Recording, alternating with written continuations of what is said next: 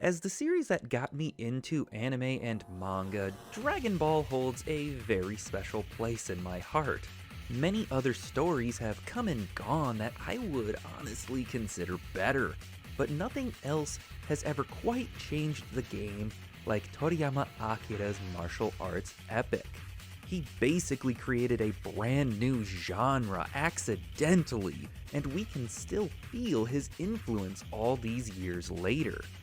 But trying to watch it now can sometimes feel like a chore with its just insufferable filler. So what I want to do is try to take a look at this legendary series without my rose-tinted glasses and reimagine it as if it was created today. I am not saying that this will be better. Toriyama caught lightning in a bottle. This is just a good bit of fun, and I will be doing my best to try to capture the heart of what made Dragon Ball so good. Because while we may be changing some things here and there, we need to make sure that it can still at least try to reach the heights of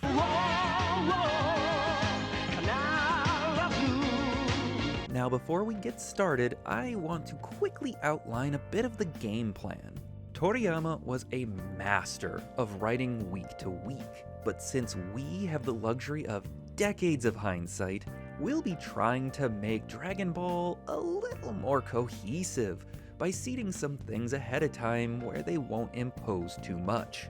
Like, Roshi could hint at Demon King Piccolo while he trains Goku and Krillin, and we're gonna trim out some of the things that are probably not necessary in the long run, while also trying to make the non-Saiyans just a bit more relevant. This isn't going to be episode by episode or chapter by chapter or whatever. We're just going to go over the important stuff arc by arc, and any big or important changes will be covered when they are relevant. With all of that out of the way, let's jump right into it. The meeting of Goku and Bulma is about as important as it gets, and it's basically perfect. No notes, Toriyama nailed it. Is what I would say, if not for one major problem.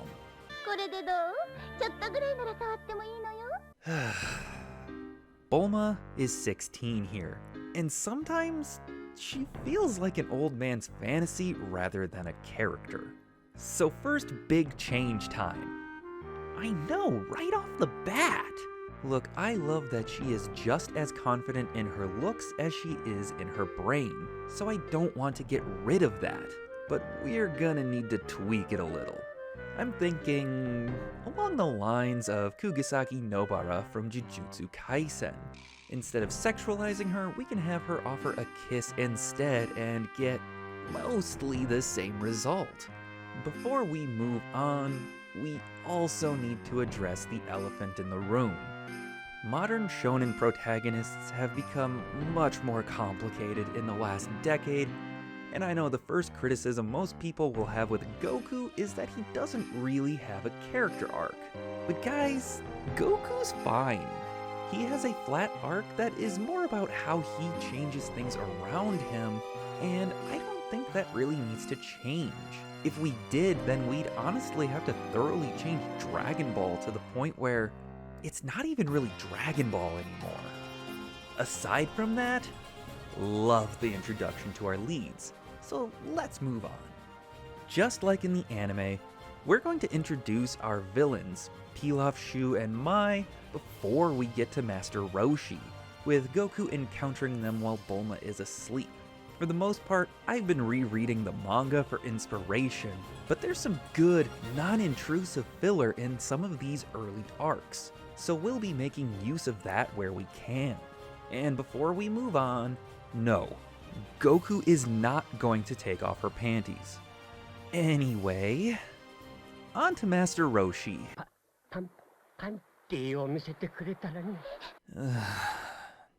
I have a love-hate relationship with this dirty old man.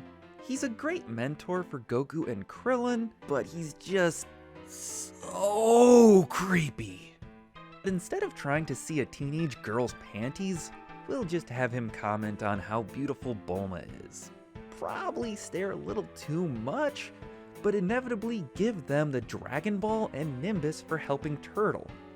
No other reason. Now I bet you're wondering how we're going to change Oolong. Well, let me tell you. Oh boy, was this difficult. And in order to really get into it, we're gonna have to lump it together with the next big change, Poir. So, I hate both Oolong and Poir. Like, genuinely despise them. They're dumb and annoying and become absolutely irrelevant really fast. But they are pretty necessary to this saga, so we can't just completely remove them. The best way I could come up with to keep them around is to combine them. I went back and forth on this for a while, but eventually decided to cut Poir because he doesn't really do anything. Anything he could do, Oolong can do too, so he's just kind of redundant. Now, for meeting Oolong. Ugh, this hurt to work on. His introduction is so creepy.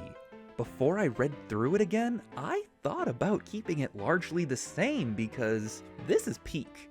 No notes. But my Dende. Oolong is basically irredeemable with the way he's introduced. Like, this bitch is worse than Mineta. As much as I hate to say that this is a fix, the Oolong stuff does need fixing. What we're going to do is leave the original conceit the same. The villagers believe that Oolong is kidnapping their daughters, but the truth behind it is going to be different. Instead of having Oolong demanding brides from the village, he's going to try to charm the young girls into being with them. At first, he'll be tricking everyone into thinking he's saving them from monsters, giving him some Mysterio vibes. But after the first couple girls, that just stops working and they assume he's trying to kidnap them. Things can play out mostly the same, with no one knowing what's actually going on and asking Bulma and Goku to stop Oolong and rescue their children. When they capture Oolong and he leads them to where the girls are, we can have him explain that he's just been looking for people to love him. But they all start walking over him and treating him like a servant after realizing who and what he really is.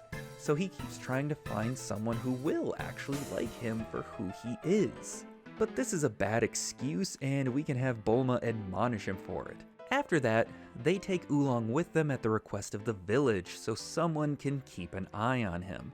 They can then proceed as normal, minus the part where Oolong tries to escape and Bulma catches him with her panties.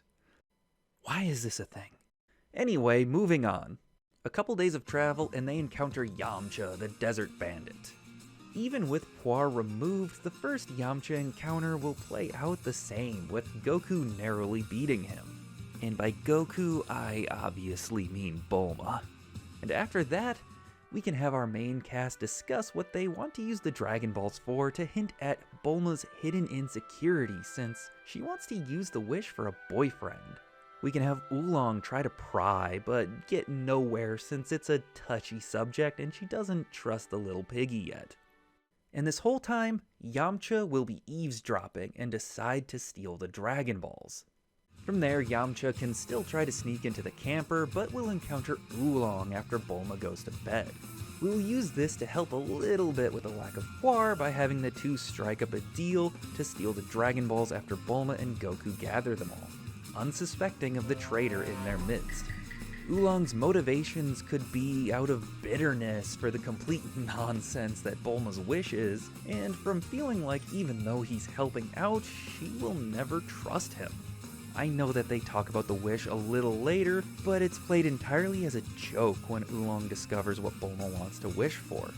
This could add another layer to the original arc, so them all working together in the end has a little bit more weight. We're also nixing the sleeping potion and the bunny suit for reasons that should be pretty obvious by now. At Fire Mountain, the trio will find themselves at odds with the Ox King who mistakes them for thieves. This will go the same route, with Ox King recognizing the Kinto-un as something Master Roshi had, and asking Goku to go find his former master for help, while also looking for his daughter, who he had previously sent out to do the same. And speaking of Chi-Chi, Oh boy, Chi-Chi. So there are a lot of issues with Chi-Chi's character in the future. We'll try to do what we can for her, but a good chunk of those changes will come later, so we'll get to them when they're important. We won't really change a whole lot about how Goku and Chi-Chi meet, but we're gonna remove the crotch padding. Seriously, this joke isn't funny, and it happens way too much. Stop it. And Chi-Chi falling in love with Goku will be more gradual over the course of the first half of the series. She'll eventually get a crush on him, but like I said, we'll delve into that later. For now, we need to focus on something more important. It's finally time to address one of the shonen battle genre's biggest flaws: power scaling. Things get pretty nuts later on in Dragon Ball, especially when we get to Z, so we're going to try to make it flow a little better, and the first step to that is Master Roshi. Roshi is called the world's greatest martial artist by many people over the course of Dragon Ball, but it feels like Goku catches up to him really fast. I get that he can't just be a win button, but Goku goes toe-to-toe with him in the next arc, and that's kind of unbelievable. Modern shonen tend to introduce a powerful character early on so we can see what endgame fights could look like. So we want Roshi to fill that role. We'll get more into this in the World Tournament, but we are going to hint at his true strength here. Originally, when he destroys Fire Mountain with his Kamehameha wave, he bulks up to do it. What we'll do is have him stay in his scrawny old man form and still destroy the mountain, but without breaking a sweat. With this, we'll set up the power ceiling of the strongest human on Earth. Human, specifically. Roshi will correct Ox King when called the strongest person on Earth. While Goku excitedly tries to copy the Kamehameha, Roshi will comment that Goku is a long way from controlling his ki well enough for a proper Kamehameha wave.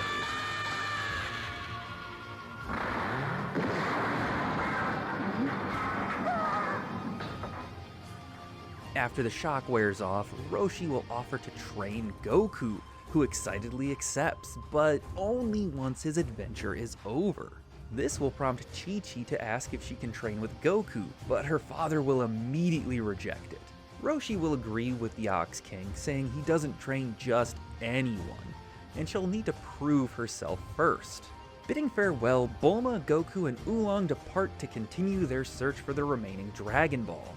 And it's time for another big change! Monster Carrot is not gonna be some random weird mob boss. He's gonna work for Emperor Pilaf.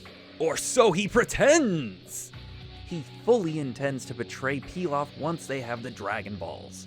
In our version, the townsfolk aren't going to be wary of the gang just because Bulma's wearing the wrong clothes, but because they really don't want any trouble.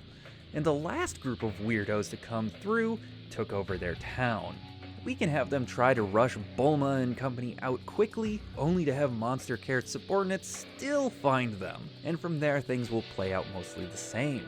Goku beats up the goons, and after a long, shenanigan-filled fight, takes them and Monster Carrot to the moon. But shortly after, the Dragon Balls are stolen by Shu and Mai. There really doesn't need to be a whole lot changed for the rest of this arc.